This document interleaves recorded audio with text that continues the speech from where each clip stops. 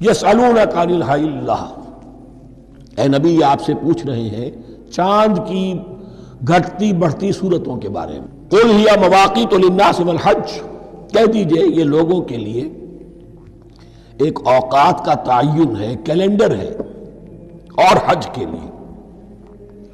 اب دیکھو آپ کو معلوم ہے کہ یہ اللہ تعالیٰ نے کیلنڈر لٹکا دیا ہے، معلوم ہو گیا یہ چاند پہلی تاریخ ہو گئی، کچھ دنوں کے بعد آپ نے دیکھا معلوم ہوتا ہے کہ اب ایک ہفتہ گزر گیا ہے، آدھا چاند ہو گیا ہے، 2 ہفتے ہو گئے پورا چاند ہو گیا ہے، پھر نے گھٹنا شروع کیا۔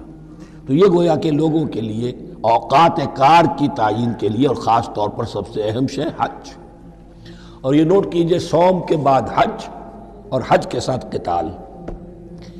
حج وہ عبادت ہے جو ایک خاص جگہ پر ہو سکتی ہے، نماز ہر جگہ ہو سکتی ہے، روزہ ہر جگہ ہو سکتا ہے، عبادت اور ہر جگہ ہو سکتی ہے، اور زکوٰۃ ہر جگہ دی جا سکتی، حج تو وہی ہوگا۔ اور وہ تھا اس وقت زیر تسلط مشرکین کے، اور مشرکین کے تسلط سے نکالنے کے لیے قتال لازم تھا۔ اس قتال کے لیے صبر پہلے پیدا ہونا ضروری ہے، جو گھوڑوں کو روزہ رکھواتے تھے پہلے خود روزہ رکھو۔ یہ ترتیب ہے، ربط ہے، صوم کے احکام فوراً حج اور قتال کے احکام۔ یسألونک عن الحلۃ قل ہی مواقیت للناس والحج ولیس البر بأن تأتوا البیوت من ظہورہا ولکن البر من اتقی، اور یہ کوئی نیکی نہیں ہے کہ تم گھروں میں ان کی پشت پر سے داخل ہو، بلکہ نیکی تو اس کی ہے جس میں تقوی ہے۔ یہ اصل میں ان کے ہاں ایک رواج تھا، کیونکہ حج تو ہو رہا تھا ایام جاہلیت میں بھی، اس کے مناسک کی بگڑی ہوئی شکلیں بھی موجود تھیں، کچھ ترمیمیں انہوں نے کر دی تھی، لیکن حج تو تھا ان کا۔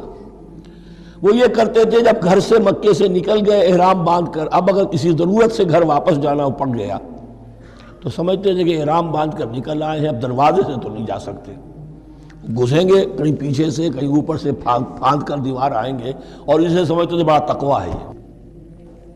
فرمایا یہ کوئی نیکی کی بات نہیں، یہ سرے سے نیکی نہیں۔ ولیس البر، یہ ہرگز نیکی نہیں ہے ان تأتوا البیوت من ظہورہا، کہ تم ان کے تم گھروں میں داخل ہو ان کے پچھواڑے سے، ولکن البر من اتقی۔ اب یہاں اس پوری آیت کو ذہن میں رکھ لیجئے، آیت البر کے آخر میں لفظ تھا اولئک ھم المتقون ولکن البر من اتقی۔